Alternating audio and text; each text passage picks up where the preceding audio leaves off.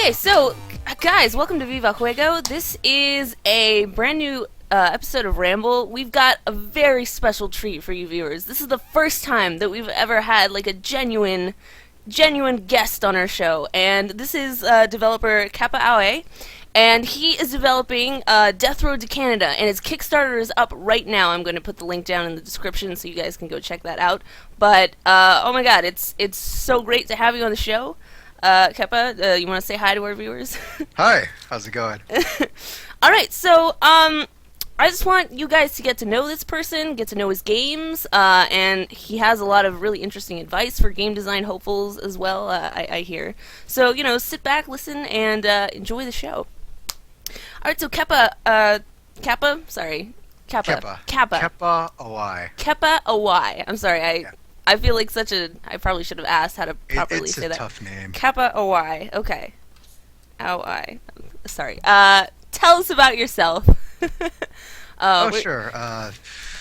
About 5 years ago now, I was working as a registered nurse, and I was working on swing shifts, and it was really boring, so I was able to bring a laptop with me. Mm-hmm. And I just kind of arbitrarily decided to make games with a couple of friends who I've never met. Do you remember the old game Asheron's Call, by chance? It sounds very familiar, It's but like one of the early MMOs. Mm-hmm. So I played it like over a decade ago, but we made a chat channel about it, and some people from the game joined the channel and made it with me. And that channel it's an IRC channel. It's still going on. Oh, that's fantastic. And that's where I got the couple of friends to work on games with me. So you still talk to those guys, huh? Yeah, and I've still never met them. Oh wow, that's crazy. Are you developing Death Road to Canada with these guys right now? Or They're like my main team, like the founding team. Uh-huh. The Death Road to Canada programmer is Paul Pridham, who makes games as Mad Garden on iOS. And he also made Punch Quest with me, so I kind of have two teams going on now. Awesome. Wow, you've got a lot of balls in the air. That's crazy. Yeah. So you started out as a nurse, and then you kind of got into games. When did you sort of decide that this was kind of you were going to do like the career that was going to be your thing, video games? Oh, I guess there's two answers to that. When I was a 6-year-old boy. And just arbitrarily one night, just kind of decided, hey, may as well go for it. Yeah, awesome. Yeah. Cool. Well, so as you guys may have been hearing, Kepa has been developing some games for a while. You mentioned Punch Quest. There's a couple more that involve a grapple, I think, as the name is escaping me right now. Oh yeah, there's three of them. There's Hook Champ, Super Quick Hook, and Hook Worlds. Those were our first three games. Mm-hmm. And all of those were about racing around with grappling hooks. It was like a really difficult precision platformer designed for iOS touchscreens. Which sounds like a really bad idea, but I think we pulled it off pretty well. Oh no, I mean the game looks beautiful, and that sounds, even if you hadn't made that sounds interesting, because you know it's not so much about control, it's definitely all about where your hands go, and it's a different kind of precision, I think. So it's a lot of fun to look at. It's kind of rhythm based, actually, like how you control yourself, because precision platforming is a bad idea on iOS. And also the placing where your grappling hook is exactly. You can do it, but it's not recommended. If you want to, you can just put like your finger on one corner of the screen and use your physics and momentum and rhythm of swinging to maneuver yourself. Oh, awesome. So yeah, after that one, we did Mage Gauntlet, which was an action-adventure game, and that was probably our most successful game. Well, I will put links to all of those in the description so that our viewers can just kind of check those out. Thank you. As I understand it, so Death Road, this is the one that you're currently working. This is your first foray into PC, is that correct? Yeah, very first one. Yeah, so super interesting. I checked out the Kickstarter. This is how I happened to meet Kepa. I was looking at Kickstarters and talking to some developers, seeing if I could get them on the show. And I saw his thing, Death Road to Canada. I have to say, it looks absolutely adorable. It's like crazy and fun, and it doesn't really seem like a... Well, I know there's a lot of zombie games out there, but this seems to have just kind of like almost a cute... I mean, I don't know if that's what you were going for, but it has like a very adorable like little people wandering around fighting zombies kind of feel to it. And I also really like the sort of the retro touches in there that really call back sort of more like old school game. That's probably the art style. But I Yeah. think it's fantastic, and it's something very original when you have so much sort of that kind of genre zombie survival out there. Yeah, thank you. We were trying to do something interesting with the aesthetic to match. The game itself is pretty weird too because it's got that humorous style that is kind of going out of style, I think. Mm. Like with Dead Rising becoming all dark and gritty and serious and everything. Yeah. So yeah, our game's about finding people wearing horse masks and finding Elvis who's still alive and finding dogs and getting a whole car full of dogs that Oh you train yeah. how to drive. I would that love kind of to thing. get some dogs, get some puppies in my car with me. That sounds fantastic. How did you come up with the idea for Death Road? I mean, like you kind of seem to pull your influences from certain places, but like specifically, what was going on there in the beginning?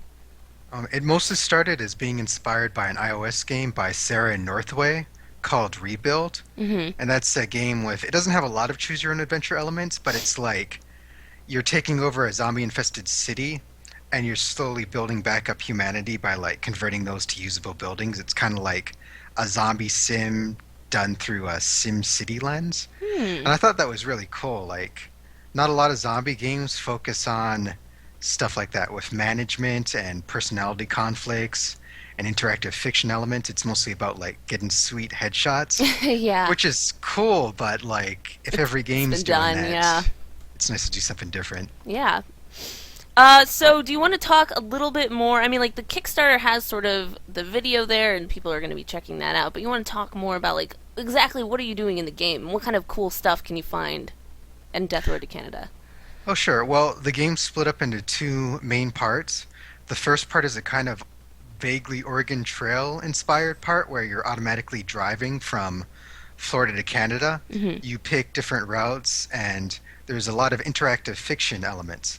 So decision events pop up, and you have to make a decision. And what you do influences the health of your group, and there's various consequences. And this is mixed with the action adventure style stuff where you're going through randomly generated cities and you're looting cans of food and you're avoiding huge hordes of the classic style zombie that Yeah, swarm you and drag you down. I thought it was crazy the amount of zombies on the screen in the previews. Like there was just so many. I have no idea how anyone possibly survived that. It Oh, looks no, insane. you'd die. You'd probably die. Oh well, that's encouraging. Yeah, there's like a threat system where I guess it's like a heist where you're going into these towns and you're grabbing as much loot as possible, and you want to grab as many, cans of food as you can to sustain yourself. Hmm. But if you take too long or make too much noise, more and more zombies start streaming in until it becomes more or less impossible. Oh wow, that's insane. But if you're too much of a coward, you'll starve eventually. So it's like it's that give and take where Yeah. we want to force like you to meet impossible situations sometimes and then have to fight your way out. Yeah, that's good. It's challenging. Are you trying to be should I say going for sort of like the Nintendo hard where there's certain parts where it's just sometimes it feels like ridiculously unfair and that's part of the fun of it? Or are you trying to give the players more of a chance of figuring things out on their own and like making it through generally? We're trying not to make it super unfair. Like, once you figure out the threat system, it's about weighing that risk, the dual risk, I guess, of being eaten by zombies versus starving slowly. Hmm. And we want like all the decisions to be informed choices, or at least most of them. Like, I don't like how a lot of games do the interactive fiction stuff where it's a bunch of options, but what you pick doesn't really matter because they're all like 50% rolls for something good or bad to happen. Do you know what I'm talking about? Yes, I do. And that does kind of what I was asking, I guess. But Yeah, yeah. I want to do it a bunch of trade-offs. Like, you'll make one person in your group really unhappy, but you'll make two people slightly more happy, that sort of thing. Yeah. So do you have a lot of choices then? I would say that maybe are like choices that are really conflicting, or do you really like to challenge the player to say like, okay, I'm gonna weigh the risks and the rewards, and no matter what they choose, something bad or something good might happen. So to kind of create that sort of ambivalence, I guess. Yeah, exactly. We want every decision to be a hard decision. Hmm. And there are right decisions depending on your group. Like maybe you really need to shore up this one person's morale so they don't start screaming at others and causing a whole despair cascade where the group splits apart. Oh my. But we don't want any like perfect decisions that you hit every single time. We want it to be based on what's going on in the game. Got it, got it. That sounds really, really interesting and really challenging. I love that you're combining a lot of the classic elements of the zombie games, but you're taking kind of a fresh direction with what you're doing. I Yeah, enjoy not a that. lot of people do the choose your own adventure stuff, which is Yeah, too bad because it's a really great system. yeah, I've noticed it's kind of been making a little bit of a comeback. Sort of like the adventure stories have kind of been doing their thing. Oh, definitely. Yeah, there's all the Twine stories. There's Monster Loves You, if you've seen that one. That's on Steam. I have All not. kinds of stuff. Another really big thing that's coming up are like the roguelike inspired games, which is really, really nice to see. Oh yes, like, there's a lot of returns to sort of like the old type of game design, which I think is really fascinating. The whole retro thing, and that's something that I think is really relevant to your game because it pulls a lot of inspiration from game genres of past, not necessarily reuse, but inspiration from them. And I think that's really really interesting. That sort of trend that's been happening. Oh yeah, it's really nice to see because I've always wanted to make games like this, so it's nice that it's becoming increasingly commercially viable to do so. Yeah, I think there's also because you're sticking to sort of a simple game with like a really strong core mechanic, and that's really easy for I think indie developers to do because it's I mean they don't really have a lot of resources to work with, so they can't make this whole grandiose crazy thing, but they're really focusing on the gameplay, which is fantastic. I think. Oh yeah, this will probably be our quickest to develop game actually. Wow. Like most of our games take 9 months, but like you were saying, this mechanically the game's really simple. It's mostly all the writing content. Yeah. So, speaking of the writing content, can you tell us some kind of like the crazy, zany situations that you've put in there? If you want to give any of the viewers a preview, because I've watched the video and there's all like these silly characters that I see. I know you mentioned like Elvis and like a man with a horse for a head, and I'm kind of curious if you have any other like interesting situations that you've put in there. Oh, sure. We're If we're just kind of wrapping up into it because our Kickstarter just hit 100%, so we're pretty sure it's going to make it. it did, oh my goodness, yes, I can't believe that. 115%. Yes. Wow. Well, that doesn't viewers. That doesn't mean that you shouldn't still support it because No, it's get a it to fantastic game. 200%. Yeah, get it all the way. Get those stretch goals. But yeah, unique characters. We want to do a bunch of those. There's Elvis is mentioned. We're working on we want him to mumble so you can understand him ever. And also we want him to get progressively fatter as time goes on Oh until he man. just like, has the fat Elvis crisis and you don't have him anymore. Oh my goodness. I think we're gonna do like a kung fu master just chilling out in a room and you can find him somewhere. He refuses to use weapons, but he kicks instead. Got the dogs as mentioned. Got Horseman who is just immune to group politics. All little choose your own adventure things with him so far is just him saying a horse pun or doing a little dance and improving people's morale. That's adorable. Oh my god. Yeah, I don't think you definitely picked the right character kind of style to go with Horseman because I genuinely could not probably take anything very seriously or dramatic with a man who has a horse for a head. So that's this Yeah, is we want to do all fantastic. sorts of stuff like that, and we also want to do rare events too. Like the one we're working on now is you can find an arcade machine in a bar Hmm. that somehow still works.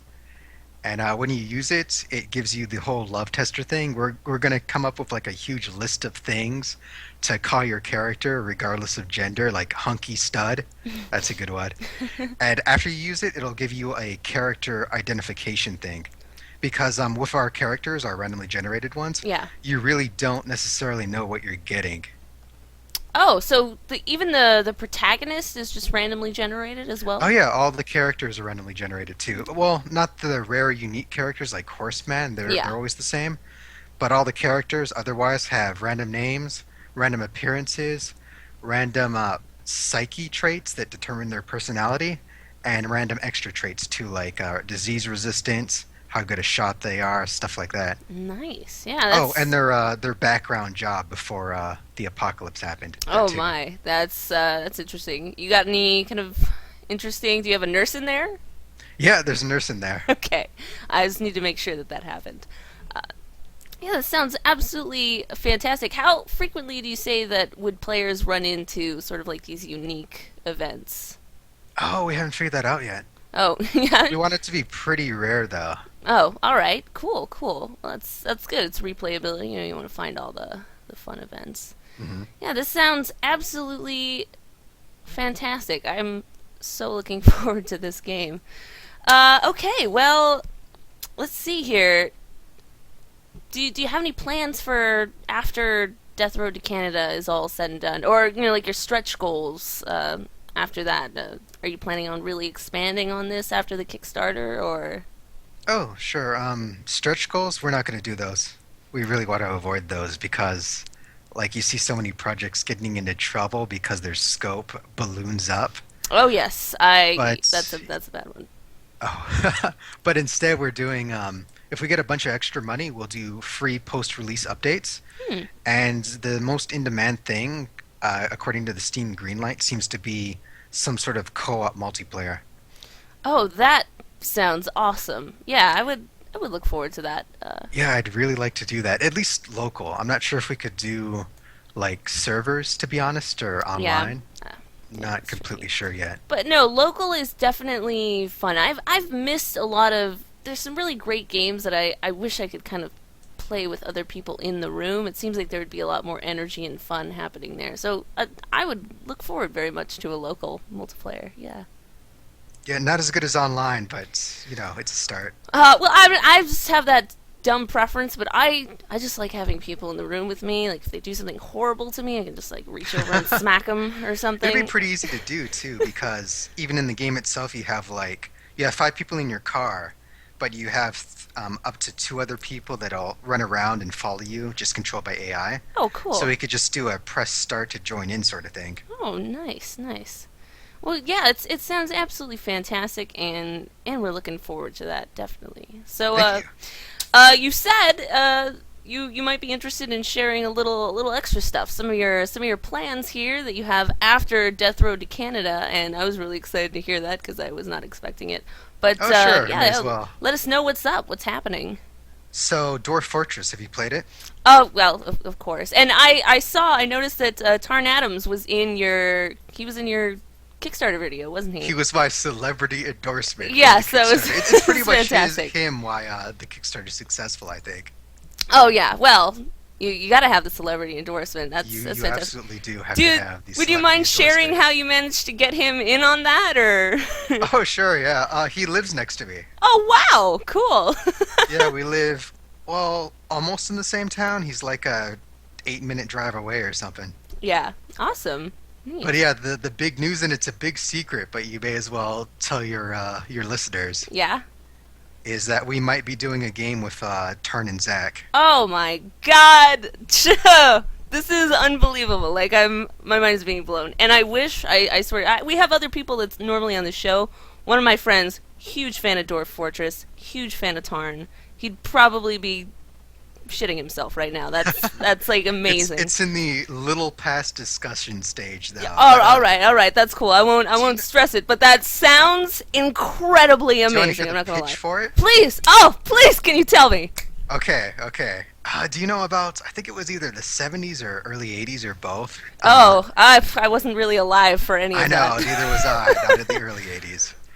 But butt rockers or oh no, wait, they're more commonly called hair bands. Hair bands. Okay, Yeah, yes, the yes. huge hair and the makeup and the spandex outfit and the wiggling their asses. Oh that kind of thing. yes, I'm familiar Okay, with we that. might be making a game about that, except it's set in the far future, and you're a hairband in space. Oh my!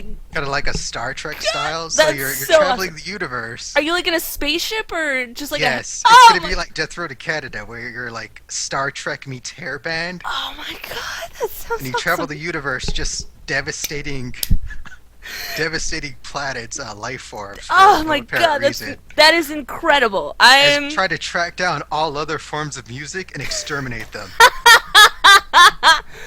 Oh, dude, I'm freaking out here. That sounds amazing, and I cannot wait for that to happen, if it happens. It's based on a game they've never released. Oh, man, It that's... had a randomly generated soundtrack. Really? Oh, Yes, fantastic. with lyrics. Wait, the lyrics are randomly generated? Yes, well, they're like strings that are combined. It's the most amazing thing you've ever heard. It sounds like the most amazing thing I've ever It's like heard. three power chords I- repeating Oh my god. This as a is... guy says stuff like midnight, high school, all night long. Oh my god! I'm geeking out, and I can't believe that you shared this amazing piece of information with my shitty little show that like 63 people watch. I'm Exclusive. Freaking- And I'm mostly sharing it because I'm not sure if it'll even get out. It's just oh, thanks a lot. But no, wow, this is awesome. I would definitely look forward to that. I'm sure all the viewers would as well. So let me just calm down a little, just get my blood pressure down again. And I really wanted to ask you, what kind of... You've been developing for a while. You kind of know the in and outs of sort of the difficulties of independent development. And, I'm wondering, do you have any advice, do you have any tips that hopeful game developers or designers could look for, use and think about as they're pursuing their dream? kinda. You really hyped it up at the beginning too, but my advice is really mixed, I guess. Well, whatever thoughts you have, I think Oh, it's sure. important I got a lot to, of thoughts. rants. I don't care. Rants. So yeah, I always hate the. You see it a lot from like the really successful developers, where Mhm. it's just make a good game and everything will get sorted out, and that's like complete bullshit. That's terrible, terrible advice, and really condescending too. I think, because there's a lot more to it than that. Yeah, I'd imagine so. Especially since it's starting to get more and more popular. Everyone's trying to get into it. Oh yeah, we it's- got in. We didn't quite meet like the iOS gold rush. We came in later than that, Mhm. but we came in when it was a little quieter. So it's hard to say like if you could duplicate what we did exactly. Though I can give some thoughts on that too. Yeah, yeah. But mostly it's like it's way more based on luck than people care to admit, and the whole marketing thing that's really important too. But a lot of it is just failing a lot and surviving until you have one success that you can build on. Mhm. Because if you have a really big success, then you're pretty much set, right? I mean, Yeah. like Ed McMillan, for example, he made a Oh, bunch of games fantastic. before Super Meat Boy. Yeah, Now- his stuff was, I mean, he was still really messed up. It was still pretty, like, crazy, gory, gothic-y stuff, but... Yeah, and it kept him going too. It for the did, most yeah. part. But it wasn't the big success that Super Meat Boy is, and now that he's made Super Meat Boy, I'm pretty sure you could just make anything. And He is know. working on a new game now, as I understand it. oh yeah, I- Eugenics, that looks yes, really good. that's the one. Yeah, he's great stuff. And another thing that I think is he's got a lot of really original things going on for him. I don't think anyone really tried his sort of aesthetic. I don't think at any point. It's like adorable, but like disgusting. I don't know. He did it with Gish too. That was his. I think it was his biggest success before Super Meat Boy. But like you compare Gish and Super Meat Boy, and like they're not even close to the exposure. Yeah, definitely. So yeah, fail a lot, flop around and try to survive. Hope to have one breakout hit, and breakout hit can be like whatever your definition of it is. I mean, we were really lucky in our first game, or rather our second game, let us work full time and gave us enough exposure where we could have that like minimum expectation of a certain amount of sales, and that's really all you need to keep going. Yeah. But yeah, some other stuff too. It's really important to try to find like one news site that actually would like your stuff. Like one journalist, if you could contact them, and they seem to like your what you're making based on their previous work. Mhm. If you could get in with them, you could use that and build on it to get in contact with other sites and journalists. That's what we did with the iOS site Touch Arcade and the iOS site Slide to Play. Hmm. A couple of people from those sites really liked HookChamp, and that gave us our start, really. It gave us a foothold. Nice. So get a little PR going. That's definitely important. Yeah. Just one person at first. Yeah. Well, that's really fantastic advice, and I think I'm allowed to say that it's the best advice we've received on the show, because it's the only advice. So Of your first guess. yes, congratulate. This is probably one of the best guest spots I've ever done. It's yeah. Yeah. Oh, okay. So I don't think I have any other specific questions that I'd like to ask you. If there's anything on your mind that you just like to blurt out, I don't know. Feel free to share that. There really aren't a lot of games with hair bands in them when you think about it. No, there are not. I mean, when you really think about it. There are not, and I regret that on a very deep emotional level. It's a niche that must be filled.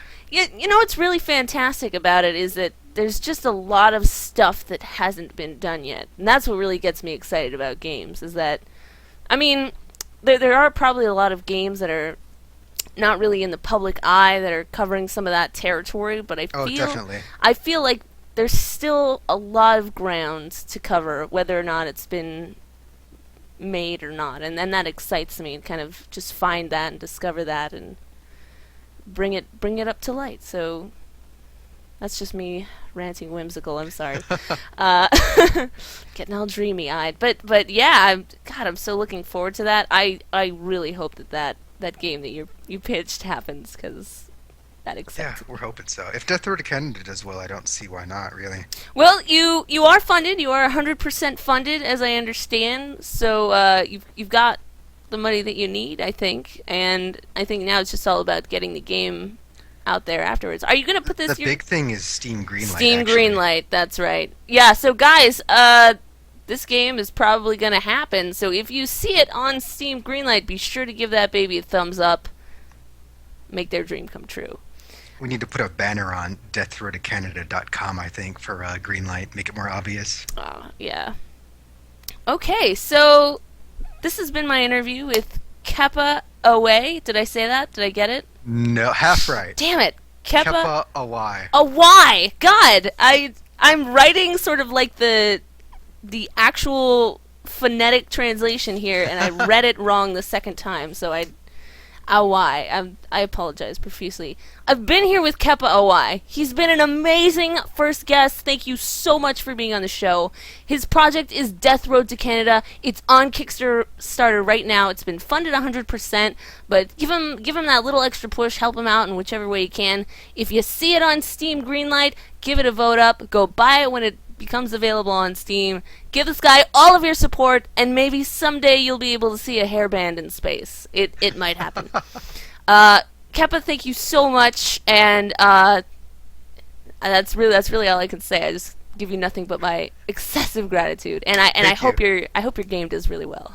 Thank you. All right, we'll see you guys next time on the next episode of Viva Ramble, and stay tuned for more interesting things. Hey guys, this is the Chic Monster. Don't forget to like, subscribe, tell your friends, tell your family, and all that YouTube bullshit. As always, thanks for watching, and we'll see you next time.